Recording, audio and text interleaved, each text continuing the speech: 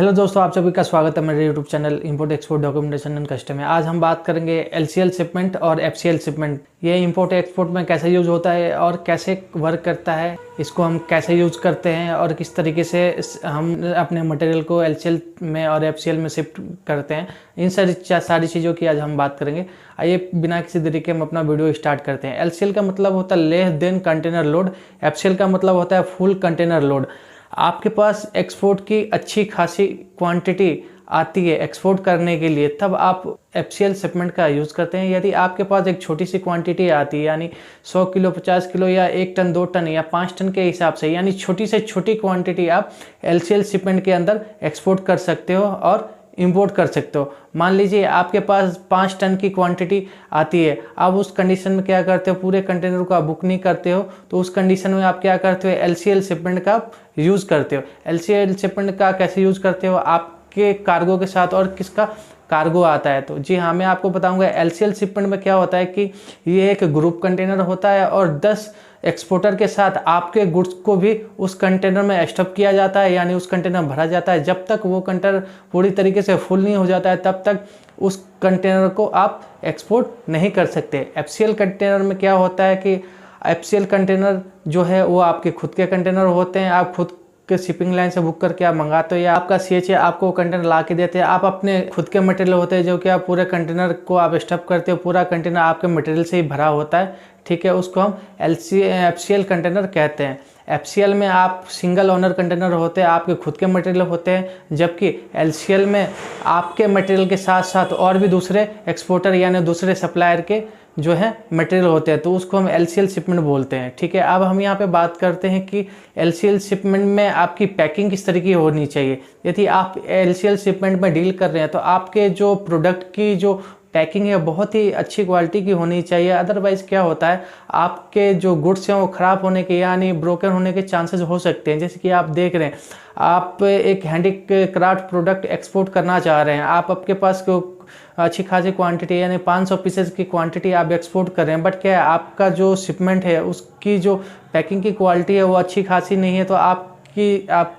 जो मटेरियल है वो टूट सकता है, फूट सकता है, ब्रोकन हो सकता है, वो बर्बाद हो सकता है रास्ते में। तो इसीलिए जब भी आप एलसीएल शिपमेंट करते हैं और आपके प्रोडक्ट क्या है वो डैमेज होने वाले हैं, तो उस कंडीशन में आपके प्रोडक्ट की जो पैकिंग है बहुत ही शानदार होनी चाहिए, अदरवाइज आपके प्रोडक्ट खराब हो सकते हैं। मान लीजिए आप हैंडीक्राफ्ट प्रोडक्ट एक्सपोर्ट कर रहे हैं, कोई इंगट एक्सपोर्ट कर रहा है 5 टन या 10 टन के हिसाब से एज ए सैंपल कहीं भेज रहा है, ठीक है। और उसने क्या किया, शिपिंग लाइन या कस्टम ने क्या किया, आपके प्रोडक्ट के ऊपर वो प्रोडक्ट रख दिया, तो एक्सपोर्ट होने से पहले आपकी शिपमेंट बर्बाद हो जाएगी। तो उस कंडीशन में क्या होता है, आपकी जो प्रोडक्ट की पैकिंग है वो अच्छी खासी होनी चाहिए। एलसीएल में ये माइनस पॉइंट है। जबकि आप एफसीएल कंटेनर आप एक्सपोर्ट कर रहे हैं तो आपको पता है कि उसमें खाली आपके गुड्स की आपके सिंगल गुड्स होती है, यानी आपके सारे के सारे कंटेनर में आपके खुद के प्रोडक्ट होते हैं। तो उसमें क्या होता है, यदि आप लो क्वालिटी का भी आप पैकिंग मटेरियल यूज़ करते हैं तो फिर भी आपका काम चल जाता है। एफसीएल में ये होता है। अब हम आप यहाँ पे बात करते हैं कि एलसीएल शिपमेंट ज़्यादा टाइम लेती है या एलसीएल शिपमेंट ज़्यादा टाइम लेती है। तो जी हाँ, जैसे कि आप यहाँ पे देख रहे हैं पैसेंजर बस है, ठीक है। आप ये क्या करेगी, जैसे जैसे अपने डेस्टिनेशन पे जाएगी, यानी जैसे जैसे वो